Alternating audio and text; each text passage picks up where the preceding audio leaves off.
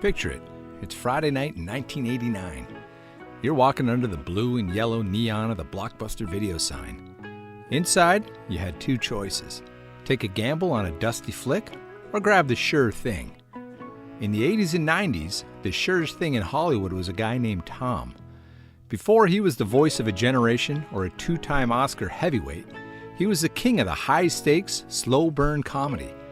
Today, we're opening the vault on 17 facts about Tom Hanks' legendary run from 1980 to 1999. We're talking about mermaids, possessed houses, and the $40 million gamble that changed the business forever. I'm Moonlight Peterson, and this is Bite-Sized Nostalgia.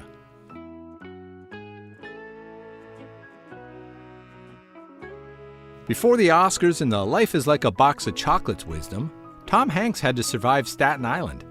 Most people point to Splash as the start of his career, but the real origin story is the 1980s film He Knows You're Alone. It was a gritty, low-budget slasher movie filmed in just 15 days. Tom played Elliot, a character who was originally destined for the chopping block. But even back then, the Hanks charm was a literal lifesaver. The director liked his everyman energy so much that he rewrote the script on the fly just to keep him alive. Imagine, if Tom hadn't been so likable in 1980, we might have lost a legend before he ever stepped on that giant piano.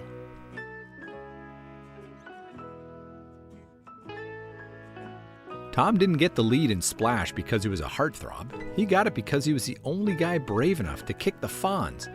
In 1982, Tom guest starred on Happy Days as Dr. Wayne Twitchell, a disgruntled classmate with a 20-year-old grudge. Apparently, Fonzie had pushed him off a swing set when they were 8 years old, and Twitchell spent his entire adult life earning a black belt just to get even. In a move that made TV history, Tom became the first character to actually strike the Fonz, sending him flying through the stained glass window at Al's Diner. Happy Days writers were so impressed by Tom's everyman intensity that they told Ron Howard, "This is the guy." Originally, they wanted him for the wise-cracking brother role in Splash, eventually played by John Candy. But Richie Cunningham himself saw something bigger, and Tom was cast as the lead, Alan Bauer.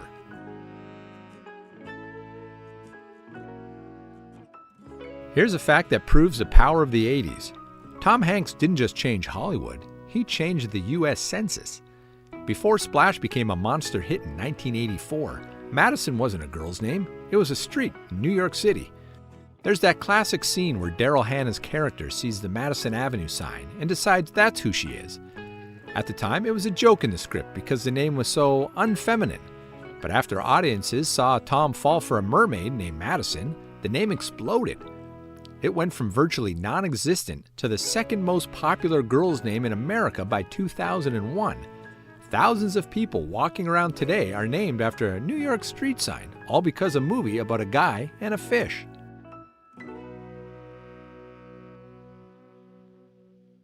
The house from the Money Pit wasn't a movie set. It was a real 1898 colonial mansion on Long Island known as Northway.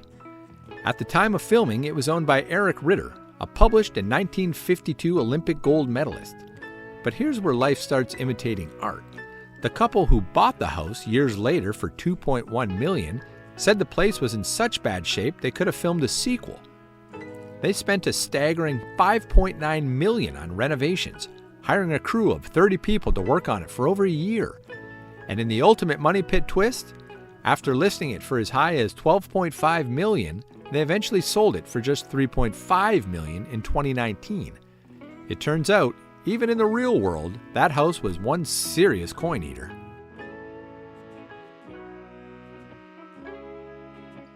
If you're looking for the most successful romantic comedy in Tom Hanks' career, it's not Sleepless in Seattle or You've Got Mail. It's a 1985 flick called Volunteers. While filming in Thailand, Tom reconnected with his co-star Rita Wilson. But this wasn't their first meeting. They actually met 4 years earlier on the set of Booze and Buddies, back when Tom was still wearing a wig and a dress for a paycheck. It took the heat of the jungle and a few years of growing up to finally spark that flame. They married in 1988 and have been the gold standard of Hollywood couples ever since. Box office hits come and go, but for Tom, the biggest prize in his vault wasn't an Oscar, it was meeting Rita.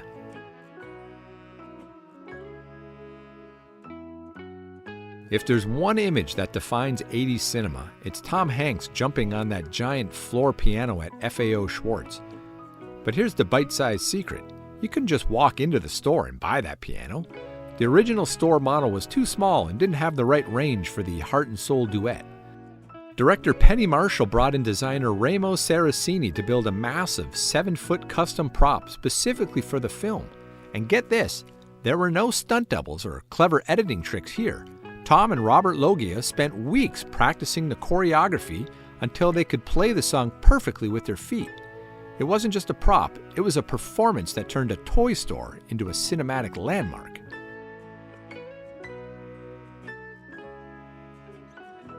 If you think you've seen everything in the Hanks vault, I have 3 words for you: City of Crime.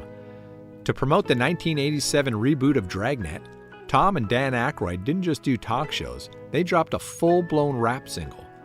Picture this, a young Tom Hanks in a suit and shades, rapping in character as Pep Streebek, while performing high-energy choreography by none other than Paula Abdul. It wasn't just a gimmick.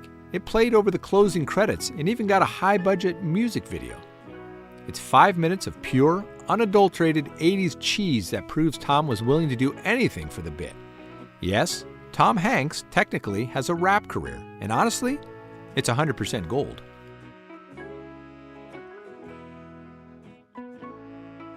In 1989, we almost saw the unthinkable, the death of Tom Hanks. In the original script for the cult classic The Burbs, his character, Ray Peterson, was actually supposed to be murdered by the creepy Klopex in the final act. But as filming went on, director Joe Dante noticed something.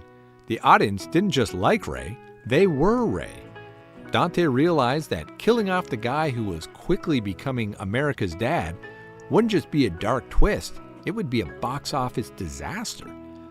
They made the call to rewrite the entire ending on the fly, turning Ray from a victim into a neighborhood hero who discovers the bodies in the trunk. It was a pivotal moment in movie history, the day Hollywood officially decided that you don't mess with the Hanks charm.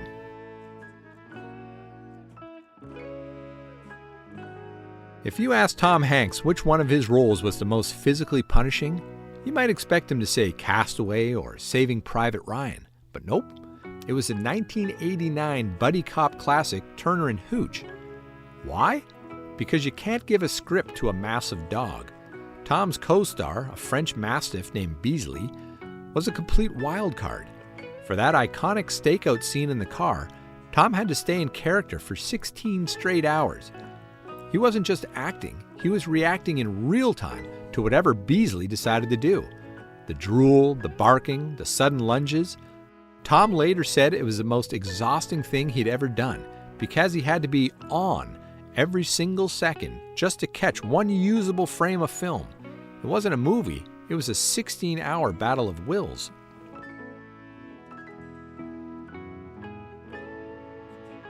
If you've ever watched the 1990 cult classic Joe vs. the Volcano, you probably felt a physical ache just looking at Joe's office.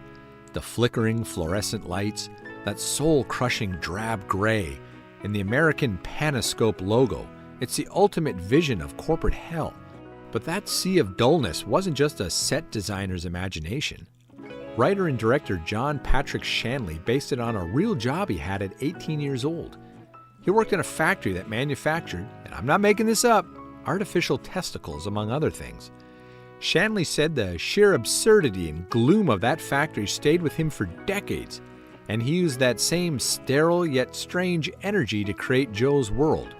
That sense of sterile, clinical misery is exactly what you're seeing on screen. Suddenly, Joe's decision to jump into a volcano doesn't seem so crazy, right?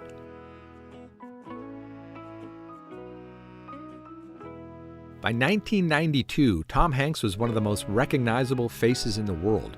But for A League of Their Own, director Penny Marshall had a problem. He was just too cute. To play Jimmy Dugan, the washed-up, alcoholic ex-slugger with a bad attitude, she needed him to look like a guy who'd spent a decade eating stadium hot dogs and drinking his problems away. Tom took the challenge literally. He put on a whopping 30 pounds for the role.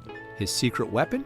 Frequent trips to a local LA ice cream parlor and a seafood diet. He traded his leading man jawline for a believable manager's gut. Also, he could look us in the eye and deliver the most iconic line in sports cinema. "There's no crying in baseball." It was the first time we saw Tom disappear into a character's physique, and it wouldn't be the last.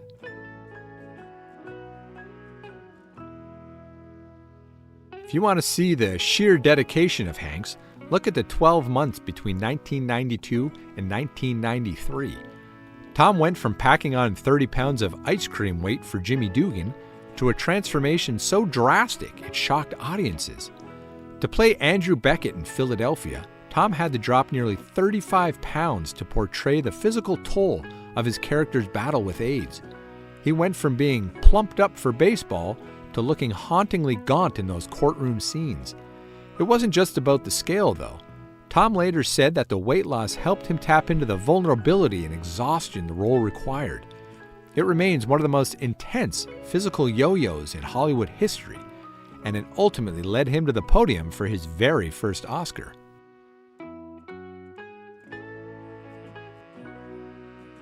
In 1994, Tom Hanks made the boldest move of his career.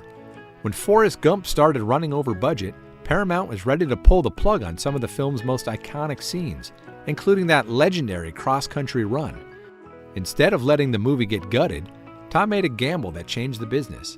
He gave up his traditional multi-million-dollar salary and told the studio to keep it. In exchange, he negotiated a percentage of the film's gross receipts. He essentially bet his entire paycheck on his own performance. That gamble didn't just pay off, it exploded.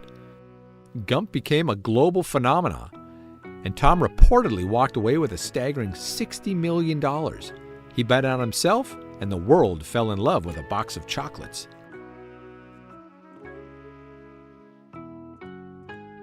When you see Forrest Gump jogging across the Monument Valley Desert or the bridges of South Carolina, you might think you're looking at Tom, but look closer at the legs. For those wide-angle running shots, the man in the red hat was actually Tom's younger brother, Jim Hanks.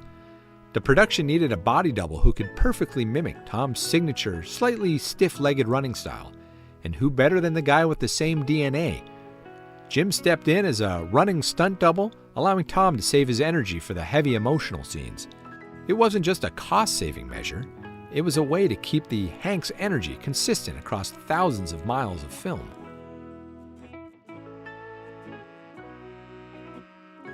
We go from running across America to the deep reaches of outer space. After his 1995 role in Apollo 13, Tom's public support for NASA and space exploration became legendary.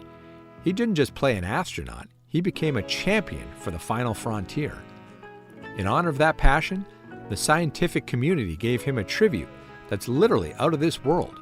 There's an asteroid floating in the main belt between Mars and Jupiter, officially registered as 12818 Tom Hanks. While most stars are happy with a piece of a sidewalk in Hollywood, Tom is one of the few humans with a permanent piece of real estate orbiting the sun. It's a fitting tribute for a guy who spent the 90s reaching for the stars and actually catching them.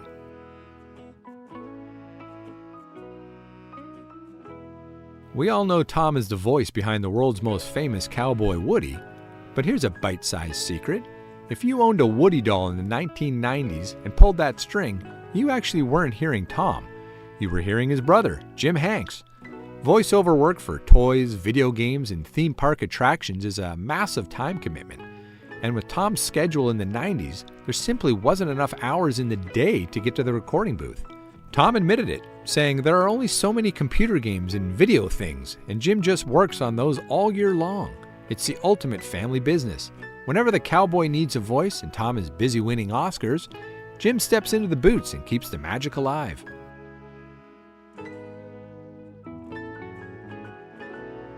Before a single frame of Saving Private Ryan was shot in 1998, Steven Spielberg put his cast through a literal hell on earth. He sent Tom Hanks and the rest of the squad to a grueling 6-day active-duty boot camp, led by legendary Marine Captain Dale Dye. They were cold, they were exhausted, and they were pushed to their breaking point. But there was one notable exception, Matt Damon. Spielberg intentionally kept Damon away from the mud and the misery, letting him relax while the others suffered. Why?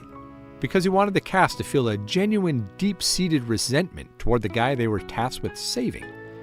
When you see the squad looking frustrated or bitter towards Private Ryan on the screen, you aren't just seeing great acting, you're seeing the real-life grudge of a crew that spent a week in the trenches while the new guy was back at the hotel. It was a brutal bit of psychological warfare that made the movie a masterpiece.